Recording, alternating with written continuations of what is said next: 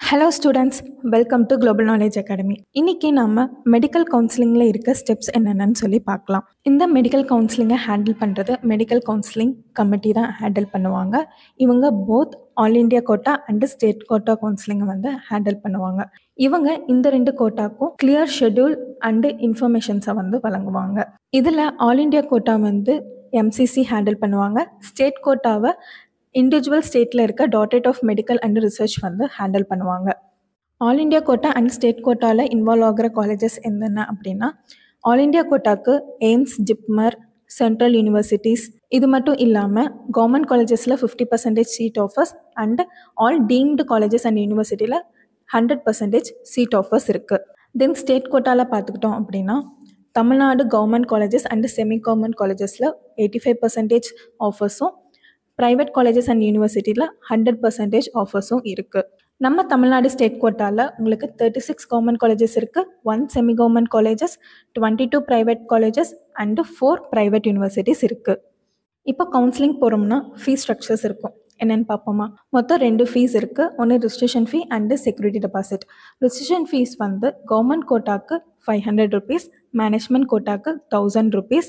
இப்போ நீங்கள் 2 கோட்டாலையும் அப்ளை பண்ணுறீங்க அப்படின்னா 1500 rupees ஆகும். செக்யூரிட்டி டெபாசிட் பார்த்தோம் அப்படின்னா, இப்போ நீங்கள் கவர்மெண்ட் கோட்டாவில் கவர்மெண்ட் காலேஜஸ் அப்ளை பண்ணுறீங்க அப்படின்னா உங்களுக்கு செக்யூரிட்டி டெபாசிட் டோட்டலி ஃப்ரீ. அதே கவர்மெண்ட் சீட்டில் ப்ரைவேட் காலேஜஸ்க்கு அப்ளை பண்ணுறீங்க அப்படின்னா உங்களுக்கு 30,000 செக்யூரிட்டி டெபாசிட் ஆகும். அதே மாதிரி மேனேஜ்மெண்ட் கோட்டாக்கு 1 lakh rupees செக்யூரிட்டி டெபாசிட் ஆகும். இப்போ நம்ம கவுன்சிலிங்கெல்லாம் அப்ளை பண்ணிட்டோம்னா அதில் என்னென்ன ரவுண்ட்ஸ் இருக்குது அப்படின்னு சொல்லி பார்க்கலாம். மொத்தமாக கவுன்சிலிங்க்கு 4 ரவுண்ட்ஸ் இருக்குது. Round 1, round 2, round 3 and round 4. Round 3 mop up ரவுண்டுன்னு சொல்லுவாங்க. ரவுண்ட் 4 ஸ்ட்ரே வேக்கன்சி ரவுண்ட் அப்படின்னு சொல்லுவாங்க. இந்த counselling rounds first all India கோட்டாக்கு நடக்கும், நெக்ஸ்ட்டு ஸ்டேட் கோட்டாக்கு நடக்கும். இந்த மாதிரி சைமல்டேனியஸாக ஆல் இண்டியா கோட்டா, ஸ்டேட் கோட்டான்னு சொல்லிட்டு உங்களுக்கு ரவுண்ட் 1, ரவுண்ட் 2, ரவுண்ட் 3 நடக்கும். இப்போ ரவுண்ட் 1ல் என்ன நடக்கும்னு பார்க்கலாம். இப்போது ரவுண்ட் 1ல் நீங்கள் அலாட் பண்ண காலேஜஸில் இருந்து உங்களுக்கு சீட் கிடச்சிருச்சு அப்படின்னா சூப்பர், நீங்கள் காலேஜை ஜாயின் பண்ணிக்கலாம். சப்போஸ் இல்லை எனக்கு இந்த காலேஜ் பிடிக்கல அப்படின்னா நீங்கள் ரவுண்ட் 2ல் ரீஅலாட்மெண்ட் பண்ணலாம். சில பேருக்கு ரவுண்ட் 1ல் சீட் கிடைக்காம இருக்கும். அவங்க ரவுண்ட் 2க்கு ஸ்ட்ரெயிட்டாக மூவ் ஆன் ஆகிக்கலாம். அவங்க ரவுண்ட் 2க்கு போகும்போது ஃப்ரெஷ்ஷாக தான் காலேஜ் சாய்ஸ் ஃபில்லிங் பண்ணணும். ரவுண்ட் 1க்கு பண்ண காலேஜ் சாய்ஸ் ஃபில்லிங் அவங்க எடுத்துக்க மாட்டாங்க. நீங்கள் ரவுண்ட் 2க்கு ஃப்ரெஷ்ஷாக தான் காலேஜை ஃபில் பண்ணணும். Next round 2. ரவுண்ட் 2ல் என்ன நடக்கும் அப்படின்னா, ரவுண்ட் 1ல் சீட் கிடைக்காதவங்களுக்கு ரவுண்ட் 2ல் சீட் கிடைக்கலாம். அப்படி கிடச்சிச்சு அப்படின்னா நீங்கள் குட், நீங்கள் அந்த காலேஜை ஜாயின் பண்ணிக்கலாம்.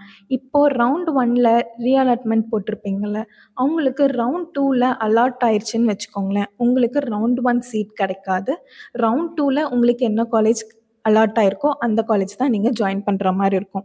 சப்போஸ் நீங்கள் அதை ரிசைன் பண்ணுறீங்க அப்படின்னா உங்களோட செக்யூரிட்டி டெபாசிட் அப்படின்னு சொல்லி கட்டியிருப்பீங்க, அதை ஃபைன் அமௌண்ட்டாக கவுன்சிலிங் எடுத்துப்பாங்க. அது மட்டும் இல்லாமல் உங்களுக்கு டிஸ்கண்டினியூ அமௌண்ட்டுன்னு சொல்லி 10 lakh rupees ஃபைன் கட்ட சொல்லுவாங்க. ஸோ ரீஅலாட்மெண்ட் போகிறதுக்கு முன்னாடி ஒரு முறைக்கு 2 முறை யோசிச்சுட்டு போடுங்க. இப்போ ரவுண்ட் 2லேயே சீட் கிடைக்காதவங்க இருப்பீங்களா, நீங்கள் ரவுண்ட் 3க்கு குவாலிஃபை ஆவீங்க. அங்கேயும் நீங்கள் என்ன பண்ணணும் அப்படின்னா ஃப்ரெஷ்ஷாக தான் உங்களோட காலேஜ் சாய்ஸை ஃபில் பண்ணணும். Next round 3. ரவுண்ட் 3ல் உங்களுக்கு என்ன காலேஜ் கிடைக்குதோ மஸ்ட்டு நீங்கள் அதில் ஜாயின் பண்ணியே தான் ஆகணும். அதில் உங்களால் ரிசைன் பண்ணவே முடியாது.